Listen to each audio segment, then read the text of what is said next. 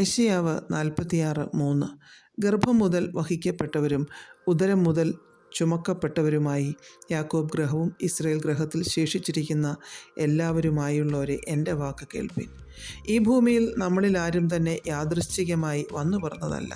ദൈവിക പദ്ധതിയുടെ ഭാഗമായി നമ്മെ ഓരോരുത്തരെയും ദൈവം ഭൂമിയിലേക്ക് അയച്ചതാണ്. യിരെമ്യാവ് 1:5 നിന്നെ ഉദരത്തിൽ ഉരുവാക്കിയതിനു മുൻപേ ഞാൻ നിന്നെ അറിഞ്ഞുവെന്ന് പറഞ്ഞിരിക്കുന്നു.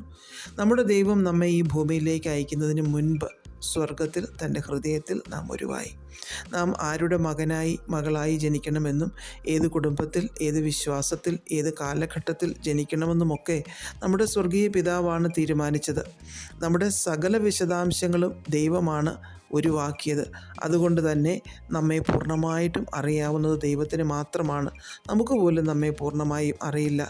നമ്മുടെ പുറമേയുള്ള ലുക്സ് അല്ലാതെ നമ്മുടെ ആന്തരിക അവയവങ്ങളെ ഒന്നും നാം കണ്ടിട്ടില്ല, നമുക്കറിയത്തുമില്ല. എങ്കിലും നാം ആരൊക്കെയോ എന്തൊക്കെയോ ആണെന്നുള്ള ഭാവം ചിലപ്പോഴൊക്കെ എങ്കിലും നമ്മെ ഭരിച്ചിട്ടില്ലേ?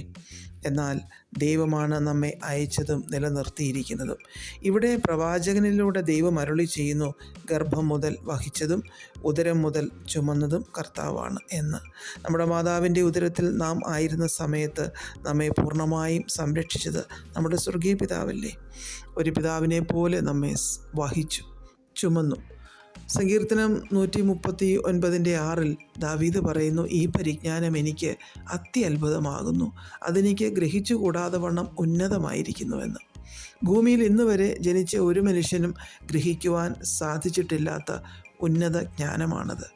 യെശയ്യാവ് 55:9 ആകാശം ഭൂമിക്ക് മീതെ ഉയർന്നിരിക്കുന്നത് പോലെ എൻ്റെ വഴികൾ നിങ്ങളുടെ വഴികളിലും എൻ്റെ വിചാരങ്ങൾ നിങ്ങളുടെ വിചാരങ്ങളിലും ഉയർന്നിരിക്കുന്നു എന്ന് പറഞ്ഞിരിക്കുന്നു. നമ്മുടെ ചിന്തകളും വിചാരങ്ങളും ഒന്നുമല്ല നമ്മെക്കുറിച്ച് ദൈവത്തിനുള്ളത്, അത് അതിശ്രേഷ്ഠമാണ്. യിരെമ്യാവ് 9:11 നിങ്ങൾ പ്രത്യാശിക്കുന്ന ശുഭഭാവി വരുവാൻ തക്കവണ്ണം ഞാൻ നിങ്ങളെക്കുറിച്ച് നിരൂപിക്കുന്ന നിരൂപണങ്ങൾ ഇന്നവയെന്ന് ഞാൻ അറിയുന്നു, അവ തിന്മയ്ക്കല്ല നന്മയ്ക്കത്രയുള്ള നിരൂപണങ്ങൾ എന്ന് യഹോവ അരുളി ചെയ്തിരിക്കുന്നു. നമ്മെ ഇത്രയും നന്നായി അറിയുന്ന ദൈവത്തിൻ്റെ തിരുക്കരങ്ങളിലാണ് നാം ആയിരിക്കുന്നത്. അത് ദൈവം എറിഞ്ഞ് ഉടച്ചു കളയുമോ? ഒരിക്കലുമില്ല. ദൈവത്തിൻ്റെ കൈകളിൽ നാം പ്രഷ്യസ് ആണ്. നമ്മെ സൂക്ഷിക്കും, കരുതും, സംരക്ഷിക്കും നിത്യതയോളം. ഈ ലോകത്തിൽ ഒന്നിനും നമ്മെ തകർക്കുവാൻ സാധ്യമല്ല. കാരണം നമ്മുടെ ഉടമസ്ഥൻ കർത്താവാണ്. ആ കർത്താവിൻ്റെ പൂർണ്ണ സംരക്ഷണത്തിലാണ് നാം ഓരോരുത്തരും. പ്രാർത്ഥിക്കാം.